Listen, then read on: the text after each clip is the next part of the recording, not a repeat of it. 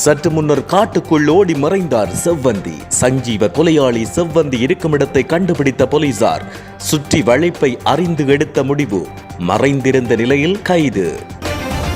சஞ்சீவ கொலையின் பின் வேலை முடிந்தது என தம்பிக்கு குறுஞ்செய்தி அனுப்பிய செவ்வந்தி, தம்பி மற்றும் தாயை தூக்கியது சிஐடி. விசாரணைகளில் அடுத்த திடுக்கிடும் தகவல். சஞ்சீவ கொலைக்கு பணம் கொடுத்தவரின் மனைவியை பழிவாங்க கொழும்பில் உள்ள வீட்டை வட்டமிடும் மர்ம நபர்கள். துபாயிலிருந்து சரணடைய தயார் என அறிவித்தார் கொலை ஒப்பந்தம் வழங்கிய நபர். மகிந்த வீட்டில் அதிகாலையில் இருந்து பரபரப்பு.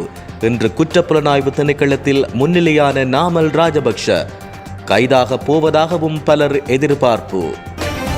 முக்கிய நிகழ்வில் மீண்டும் இணைந்த ரணில் ராஜபக்ஷ ஆட்சி இழந்த பின் முதல் முறையாக பொதுவெளியில் ஒன்றாக்கிய இரு பெரும் தூண்கள். நாமல் ராஜபக்ஷவின் உயிருக்கு அச்சுறுத்தல் இருப்பதாக பொதுஜன பெரமுன அறிவிப்பு. பாதுகாப்பு தொடர்பில் அவசர வேண்டுகோள். 5 வருடங்களின் பின் கொழும்பில் வந்திறங்கிய புத்தம் புதிய வாகனங்கள். வாகனம் வாங்க காத்திருப்பவர்களுக்கு மகிழ்ச்சி செய்தி. தன்னுடைய பாதுகாப்பிற்காக 2 போலீசார் வேண்டும், அர்ச்சுனா எம்பியின் வேண்டுகோள். இடியுடன் கொட்டி தீர்க்கப் போகும் கனத்த மழை, விடுக்கப்பட்டுள்ள கடும் எச்சரிக்கை.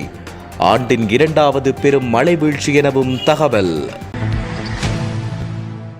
இறுதி நாளில் வீடியோ கால் கதைத்த துப்பாக்கிதாரியின் புகைப்படம் வெளியாகியுள்ள நிலையில் மற்றொரு பரபரப்பு சம்பவம் இடம்பெற்றுள்ளது.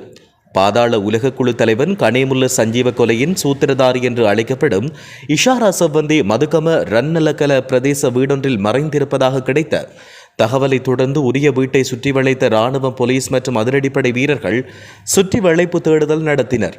திட்டமிட்ட குற்றத்தலைவர் கனேமுல்ல சஞ்சீவவின் கொலைக்கு பின்னணியில் உள்ளதாக கருதப்படும் இஷாரா செவ்வந்தி நாட்டின் அனைத்து பாதுகாப்பு படையினராலும் தேடப்பட்டு வருகின்றார். செவ்வந்தி தெபுவனவில் உள்ள ரன்னகல தோட்டத்தில் உள்ள போதைப்பொருள் கடத்தல்காரருக்கு சொந்தமான வீட்டில் பதுங்கியிருப்பதாக தெபுவன போலீஸ் தெரிவித்தது. கிடைத்த ரகசிய தகவலை தொடர்ந்து அந்த வீடு உடனடியாக சோதனை செய்யப்பட்டது. வீட்டுக்குள் இருந்த ஒரு பெண் வீட்டை விட்டு ஓடி காட்டுக்குள் ஓடினார். அதே நேரத்தில் நடத்தப்பட்ட நடவடிக்கையின் போது அந்த பெண் ஒரு சிறு குழந்தையுடன் காட்டில் மறைந்திருந்த போது கைது செய்யப்பட்டார். நடத்தப்பட்ட விசாரணையில் அந்த பெண் இஷாரா செவ்வந்தி அல்ல என்பது கண்டறியப்பட்டதாகவும், ஆனால் முதல் பார்வையில் அவர் இஷாரா செவ்வந்தியைப் போல இருப்பது தெளிவாக தெரிந்ததாகவும் போலீசார் தெரிவித்தனர். சந்தேக நபருடன் வீட்டில் இருந்த போதைப்பொருள் கடத்தல்காரரின் அத்தை மற்றும் பெண்ணும் கைது செய்யப்பட்டதாக போலீசார் தெரிவிக்கின்றனர். வீட்டிலிருந்து கிட்டத்தட்ட 7 சிம் கார்டு மற்றும் 4 மொபைல் போன்களையும் போலீசார் பறிமுதல் செய்தனர். சம்பவத்தை தொடர்ந்து இராணுவம், சிறப்பு அதிரடிப்படை, தெபுவானா, அகலவத்தை மற்றும் தொடங்குட காவல்துறை அதிகாரிகள் இரவு முதலாக வீட்டிற்கு பலத்த பாதுகாப்பை வழங்கினர். நேற்றைய தினம் மதுக்கம மூத்த காவல்துறை கண்காணிப்பாளர் மற்றும் பிற அதிகாரிகள் சம்பவ இடத்திற்கு வருகை தந்து விசாரணைகளை ஆரம்பித்துள்ளனர். வேலை முடிந்தது, வேலை சரி. ஒரு ஒழுங்கமைக்கப்பட்ட குற்ற கும்பல் தலைவர் என்று கூறப்படும் கனேமுல்ல சஞ்சீவாவை கொன்ற பிறகு சந்தேக நபரான வழக்கறிஞர் வேடமணிந்த பெண் அவரின் சகோதரருக்கு வேலை முடிந்தது, வேலை சரி என்று குறுஞ்செய்திகளை அனுப்பியதாக தகவல் வெளியாகியுள்ளதாக போலீசார் தெரிவிக்கின்றனர். கனேமுல்ல சஞ்சீவை சுட்டுக் கொன்ற பிறகு தப்பியோடிய வழக்கறிஞர் வேடமணிந்த சந்தேக நபரான இஷாரா செவ்வந்தி தன்னுடைய தம்பியுடன் குறுஞ்செய்தி மூலம் தொடர்பு கொண்டு வந்ததாக போலீசார் தெரிவித்தனர். இந்த சர்ச்சைக்குரிய கொலைக்கு பின்னணியில் மூளையாக செயற்பட்டவர் துப்பாக்கிச்சூடு நடத்தியவர் அல்ல, மாறாக வழக்கறிஞர் வேடமணிந்த சந்தேக நபரான பெண்தான் என்ற தகவலை போலீசார் வெளியிட்டுள்ளனர். கனேமுல்ல சஞ்சீவ கொலையை திட்டமிட்டதாக குற்றம் சாட்டப்பட்ட கெகல்பத்ர பத்மேவின் மனைவி குடும்ப உறுப்பினர்களை கொல்ல நடத்தப்பட்ட முயற்சி போலீஸ் புலனாய்வு பிரிவின் வெற்றிகரமான தலையீட்டால் நேற்று முறியடிக்கப்பட்டது. புலனாய்வு அதிகாரிகளின் உடனடி தலையீட்டின் காரணமாக கொலை திட்டத்தை செயற்படுத்த வந்த 2 பேர் கைது செய்யப்பட்டதாக போலீசார் தெரிவித்தனர். கெகல்பத்ர பத்மேவும் அவரின் மனைவியும் தற்போது வெளிநாட்டில் இருக்கிறார்கள் என்றும், மனைவியின் குடும்ப உறுப்பினர்கள் பன்னால பகுதியில் உள்ள ஒரு வீட்டில் வசித்து வருவதாகவும் போலீசார் தெரிவிக்கின்றனர். பிப்ரவரி 24 மாலை அவரின் வீட்டை காணொலி எடுத்துக் கொண்டிருந்த 2 சந்தேக நபர்கள் ரகசிய தகவல் கிடைத்ததாக போலீஸ் தரப்பு கூறியிருந்தது. இந்த தகவலை பெற்ற பிறகு உடனடியாக செயற்பட்ட பாதுகாப்பு பிரிவு 2 சந்தேக நபர்களையும் கைது செய்தது. குறித்த முயற்சி நடந்தபோது கெஹல் பத்தர பத்மேவின் மனைவியின் தாய், தந்தை மற்றும் தம்பி ஆகியோர் வீட்டில் தங்கியிருந்ததாக போலீசார் தெரிவித்தனர். விசாரணையின் போது கைது செய்யப்பட்ட 2 சந்தேக நபர்களும் வெளிநாட்டில் தயாரிக்கப்பட்ட துப்பாக்கியை வைத்திருந்தமை கண்டுபிடிக்கப்பட்டுள்ளது. போலீசாரின் கூற்றுப்படி வெளிநாட்டில் வசிக்கும் துபாய் சமீரா என்ற ஒழுங்கமைக்கப்பட்ட குற்றவாளியால் இந்த துப்பாக்கி சந்தேக நபர்களுக்கு வழங்கப்பட்டது. கைது செய்யப்பட்ட சந்தேக நபர்கள் தற்போது விசாரணை செய்யப்பட்டு வருகின்றனர். மேலும் வரும் நாட்களில் நீதிமன்றத்தில் முன்னிலைப்படுத்தப்படுவார்கள் என போலீசார் தெரிவித்தனர். சம்பவம் குறித்து மேலும் விசாரணை நடைபெற்று வருவதாகவும் எதிர்வரும் நாட்களில் கொலை சதித்திட்டத்தில் தொடர்புடைய மேலும் பலரை கைது செய்வதற்கான சாத்தியக்கூறுகள் இருப்பதாகவும் போலீசார் கூறியுள்ளனர். துபாயில் கனேமுல்ல சஞ்சீவவின் கொலைக்கு காரணம் என்று குற்றம் சாட்டப்படும் கெகல் பத்தர பத்மஸ்ரீ பத்மே என்கின்ற பத்மே 2022 ஆண்டு தன்னுடைய தந்தை கொலை செய்யப்பட்டமைக்கு 2025 ஆண்டு கனேமுல்ல சஞ்சீவை கொன்று தன்னுடைய தந்தையின் மரணத்துக்கு பழி வாங்கியதாக விசாரணைகள் மூலம் தெரிய வந்துள்ளது. மினுவாங்கோட பாதாள உலக தரப்பில் சமீபத்திய பெயராக உருவெடுத்த பத்மே தொடர்பில் விசாரணை செய்யும் போது இது ஒரு சாதாரண இளைஞனின் வாழ்க்கை குற்ற உலகுக்கு இழுக்கப்படும் கதை என அறிய முடிந்ததாக தென்னிலங்கை நாளிதழ் ஒன்று சுட்டிக்காட்டியுள்ளது. தன் மீதான குற்றச்சாட்டுகள் நிரூபிக்கப்பட்டால் போலீசில் சரணடைய தயாராக இருப்பதாக அவர் தெரிவித்தார். சமீபத்தில் ஒரு வானொலி நிகழ்ச்சியில் அவர் இதை கூறியுள்ளார். சஞ்சீவ கொலையில் பத்மி ஈடுபட்டிருக்கலாம் என்றும் இந்த திட்டத்தில் கமாண்டோ சலிந்த படுவத்தை சாமரா ஜாகல ஜூட் மற்றும் கெசல்வத்த தினுக்கா ஆகியோரும் ஈடுபட்டிருக்கலாம் என போலீசார் சந்தேகிக்கின்றனர். இந்நிலையில் அவர்களை கைது செய்ய விசாரணைகள் நடைபெற்று வருவதாக தெரிவிக்கப்படுகின்றது. நாடாளுமன்ற உறுப்பினர் நாமல் ராஜபக்ஷ இன்று குற்றப்புலனாய்வு திணைக்களத்துக்கு அழைக்கப்பட்டுள்ளார். ஏர்பேஸ் ஒப்பந்தம் தொடர்பாக வாக்குமூலம் பெறுவதற்காக நாமல் ராஜபக்ஷவுக்கு அழைப்பு விடுக்கப்பட்டதாக பொது பாதுகாப்பு அமைச்சு தெரிவித்துள்ளது. 2013 ஆண்டில் ஸ்ரீநகர் ஏர்லைன்ஸ் 10 ஏர்பஸ்களை வாங்குவதற்கான ஒப்பந்தம் செய்யப்பட்டது. இந்த பரிவர்த்தனை தொடர்பில் 16.84 மில்லியன் அமெரிக்க டாலர்கள் லஞ்சம் கொடுக்கப்பட்டிருப்பது இங்கிலாந்தின் தீவிர மோசடி அலுவலகம் நடத்திய விசாரணையில் தெரிய வந்துள்ளது. அப்போது நிறுவனத்தின் தலைமை நிர்வாக அதிகாரியாக இருந்த கபில சந்திரசேனவின் மனைவிக்கு சொந்தமான புரணை கணக்கில் 2 மில்லியன் டாலர்கள் வைப்பு செய்யப்பட்டிருப்பது விசாரணையில் தெரிய வந்துள்ளது. மேலும் சம்பந்தப்பட்ட கணக்கில் இருந்து வேறு கணக்குகளுக்கு பணம் மாற்றப்பட்டிருப்பது தெரிய வந்தது. இந்த பின்னணியில் சம்பந்தப்பட்ட பரிவர்த்தனை தொடர்பில் கடந்த காலங்களில் நீதிமன்ற நடவடிக்கைகள், கைதுகள் மற்றும் பிணை உத்தரவுகள் இருந்ததால் நாமல் ராஜபக்ஷ இன்று மீண்டும் குற்றப்புலனாய்வுத்துறைக்கு அழைக்கப்பட்டு விசாரணைகள் மேற்கொள்ளப்பட்டு வருகின்றன. முன்னாள் ஜனாதிபதிகளான மஹிந்த ராஜபக்ஷ மற்றும் ரணில் விக்ரமசிங்க ஆகியோர் உமந்தாவ பௌத்த உலகளாவிய கிராமத்தில் நடைபெற்ற புண்ணிய நிகழ்வுகள் தொடர்பில் ஒன்றாக பங்கேற்றுள்ளனர். குறித்த புண்ணிய நிகழ்வு நேற்று நடைபெற்றது. சமந்த பத்ர தேரரின் 50வது பிறந்தநாளை முன்னிட்டு உமந்தாவ பௌத்த உலக கிராமத்தில் இந்த புண்ணிய நிகழ்வுகள் தொடர் ஏற்பாடு செய்யப்பட்டதாக தெரிவிக்கப்படுகிறது. மகா சங்கத்தினருக்கு சங்கத்திற்கான தானம் வழங்கப்பட்டதோடு அந்த நிகழ்வில் தாம் பங்கேற்றதாக முன்னாள் ஜனாதிபதி மஹிந்த ராஜபக்ஷ தனது முகநூல் பக்கத்தில் வெளியிட்டுள்ளார். நாடாளுமன்ற உறுப்பினர் நாமல் ராஜபக்ஷவின் உயிருக்கு அச்சுறுத்தல் இருப்பதாக இலங்கை பொதுஜன பெரமுனவின் பொதுச் செயலாளர் சாகர காரியவசம் தெரிவித்தார்.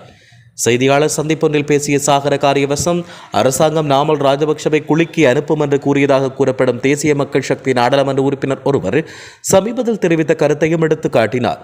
இந்த அறிக்கை குறித்து கடுமையான கவலைகளை வெளிப்படுத்திய SLPPயின் பொதுச் செயலாளர் இது நாமல் ராஜபக்ஷவின் பாதுகாப்புக்கு அச்சுறுத்தலை குறிப்பதாக தெரிவித்தார். நாமல் ராஜபக்ஷவுக்கு மக்கள் ஆதரவு அதிகரித்து வருவதால் அவருக்கு தீங்கு விளைவிக்க அரசாங்கம் சதி செய்வதாக காரியவசம் குற்றம் சாட்டியுள்ளார். இலங்கைக்கு இறக்குமதி செய்யப்படும் புதிய வாகனங்களின் முதல் தொகுதி இன்று நாட்டை வந்தடையும் என எதிர்பார்க்கப்படுகின்றது. பொருளாதார நெருக்கடி காரணமாக வாகன இறக்குமதிக்கு தடை விதிக்கப்பட்ட நிலையில் கடந்த பிப்ரவரி 2ஆம் தேதி முதல் இறக்குமதிக்கான கட்டுப்பாடுகள் நீக்கப்பட்டன. வராயினும் அனைத்து புதிய வாகனங்களும் வாடிக்கையாளர்களால் முன்பதிவு செய்யப்பட்டு விட்டதாகவும் காத்திருப்பு பட்டியலும் இப்போது செயற்பாட்டில் இருப்பதாகவும் அறிய முடிகிறது. அதிக விலைகள் இருந்த போதிலும் முன்பதிவுகளுக்கான அதிக தேவையுடன் எதிர்கால ஏற்றுமதிகளில் தங்கள் கொள்முதல்களை செய்வதற்காக இறக்குமதியாளர்கள் தங்கள் வாகன விருப்பங்களை பதிவு செய்ய மக்கள் ஆர்வம் காட்டி வருகின்றனர். இலங்கை வாகன இறக்குமதியாளர்கள் சங்கத்தின் தலைவர் பிரசாத் மானேஜ் தாய்லாந்தில் இருந்து கொழும்பு துறைமுகத்துக்கு இன்று முதல் வாகன தொகுதியை ஏற்றிய கப்பல் வரும் என்று அறிவித்துள்ளார். அதேபோல ஜப்பானில் இருந்து மற்றொரு வாகனத்தை ஏற்றிக்கொண்டு வியாழக்கிழமை ஹம்பாந்தோட்டை சர்வதேச துறைமுகத்துக்கு கப்பல் வரும் என்றும் அறிவித்தார். வாகன இறக்குமதிகளுக்கு 4 அடுக்கு வரி விதிக்கப்படும். இதில் வாகனத்தின் மதிப்பை அடிப்படையாக கொண்ட சிறப்பு இறக்குமதிக்கு வரி, சொகுசு வரி, சுங்க வரி மற்றும் செலவு, காப்பீடு மற்றும் சரக்கு, தற்போதுள்ள 18% வட்ஸ் வரி ஆகியவை அடங்கும். கூடுதலாக சமீபத்திய வர்த்தமானி அறிவிப்பில் கார்கள் மற்றும் ஜீப்களுக்கு 50% சுங்க கூடுதல் கட்டணம் அறிமுகப்படுத்தப்பட்டுள்ளது.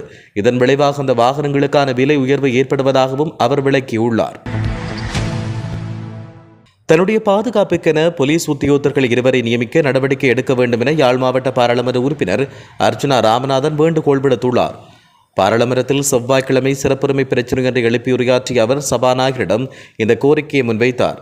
எனக்கு 2 பாதுகாப்பு உத்தியோகத்தர்களை என்னுடைய பாதுகாப்புக்காக நியமிக்குமாறு நான் கேட்டுக்கொள்கிறேன். இது தொடர்பான வேண்டுகோளை பொதுமக்கள் பாதுகாப்பு அமைச்சருக்கும் அனுப்புமாறு கேட்டுக்கொள்வதோடு இந்த அவசர நிலையை கருத்தில் கொண்டு சாதகமான பதிலையும் உடனடியாக எதிர்பார்க்கிறேன் என அவர் குறிப்பிட்டார். அதற்கு பதிலளித்த சபாநாயகர் ஜெகத் விக்ரமரத்ன சிறப்புரிமைகள் தொடர்பான பிரச்சனைகள் இருப்பின் அது தொடர்பில் ஆராய்ந்து நடவடிக்கை எடுக்கப்படும் என்றும் தெரிவித்தார். வடக்கு, வடமத்திய, கிழக்கு மற்றும் ஊவா மாகாணங்களிலும் மாத்தளை, நுவரெலியா மற்றும் ஹம்பாந்தோட்டை மாவட்டங்களிலும் மழை அல்லது இடியுடன் கூடிய மழை பெய்யக்கூடும் என அறிவிக்கப்பட்டுள்ளது. குறித்த விடயத்தை வளிமண்டலவியல் திணைக்களம் இன்று வெளியிட்ட அறிக்கையில் குறிப்பிட்டுள்ளது. இதன் அடிப்படையில் பிற்பகல் அல்லது இரவு வேளைகளில் மற்ற இடங்களில் பல இடங்களில் மழை அல்லது இடியுடன் கூடிய மழை பெய்யும் என்றும், கிழக்கு மற்றும் ஊவா மாகாணங்களிலும் மாத்தளை, நுவரெலியா, பொலனறுவை, காலி, மாத்தறை, களுத்துறை மற்றும் இரத்தினபுரி மாவட்டங்களின் சில இடங்களில் 75 மில்லிமீட்டருக்கும் அதிகமான மழை பெய்யக்கூடும் என்றும் தெரிவிக்கப்பட்டுள்ளது. சற்று முன்னர் காட்டுக்குள் ஓடி மறைந்தார் செவ்வந்தி. சஞ்சீவ கொலையாளி செவ்வந்தி இருக்கும் இடத்தை கண்டுபிடித்த போலீசார் சுற்றி வளைப்பை அறிந்து எடுத்த முடிவு, மறைந்திருந்த நிலையில் கைது.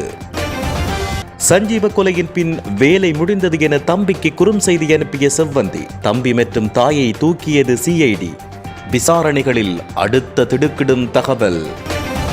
சஞ்சீவ கொலைக்கு பணம் கொடுத்தவரின் மனைவியை பழிவாங்க கொழும்பில் உள்ள வீட்டை வட்டமிடும் மர்ம நபர்கள்.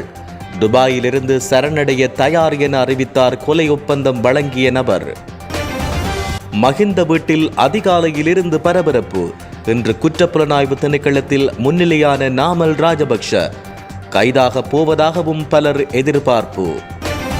முக்கிய நிகழ்வில் மீண்டும் இணைந்த ரணில் ராஜபக்ஷ ஆட்சி இழந்த பின் முதல் முறையாக பொதுவெளியில் ஒன்றாக்கிய 2 பெரும் தூண்கள். நாமல் ராஜபக்ஷவின் உயிருக்கு அச்சுறுத்தல் இருப்பதாக பொதுஜன பெரமுன அறிவிப்பு. பாதுகாப்பு தொடர்பில் அவசர வேண்டுகோள்.